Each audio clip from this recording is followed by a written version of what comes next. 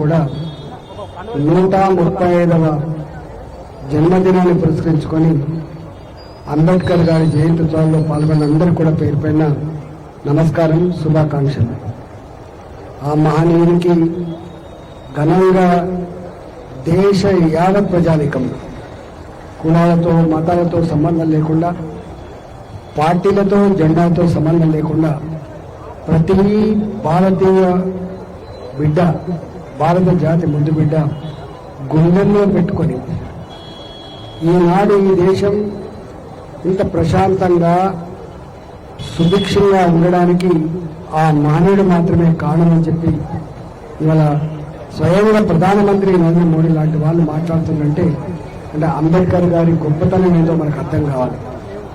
కొన్ని సంవత్సరాల కాలం పాటు అంబేద్కర్ గారు కేవలం ఒక వర్గానికి సంబంధించిన చెప్పి సంకుచితంగా మాట్లాడే ప్రయత్నం చేశాడు.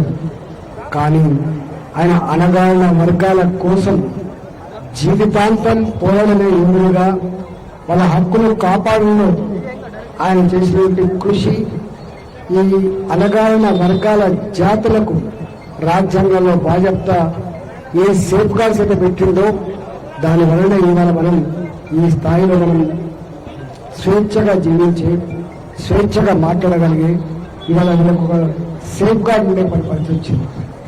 మీ అందరికీ నేను ఒకటే విజ్ఞప్తి చేస్తున్నాం, కొద్దిమంది మాత్రమే మరణించి కూడా జీవిస్తారు.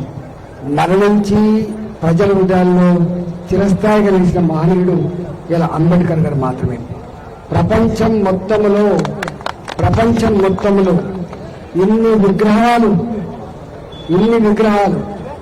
ఇంత గొప్పగా గ్రామాల నుంచి మొదలుపెట్టి పట్టాల వరకు కోట్లాది మంది ప్రజలు అంబేద్కర్ గారి జయంత్యోత్సవాలు కానీ వారి మద్దతు సభలు కానీ చేస్తున్నట్టే దానికి తార్కాణం ఆ గొప్పతనం. కాబట్టి బాలరాజ్ కాబట్టి మనం ఆ మహనీయుల యొక్క ఆశయాలను మరొకసారి నెమరు వేసుకొని ఆయన చేసినటువంటి ఆయన చూపించిన మార్గం ఏదైతే ఉందో ఆ మార్గాల్లో మనం ప్రయాణించాలని చెప్పి మీ అందరినీ కోరుకుంటూ మరొకసారి ఆ మహనీయునికి ఘనంగా నివాళులర్పిస్తూ మీ అందరికీ శుభాకాంక్షలు, నమస్కారం. ఈరోజు మా ఏపీఎల్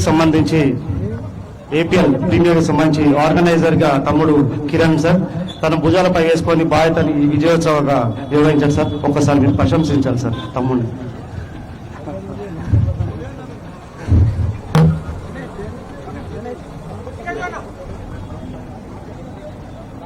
సార్ ఇంకో కోరిక సార్, పర్సనల్ మా కమిటీ సభ్యులతోటి మీతో ఒక్క ఫోటో సార్. కమిటీ సభ్యులు మాత్రమే దయచేసి కమిటీ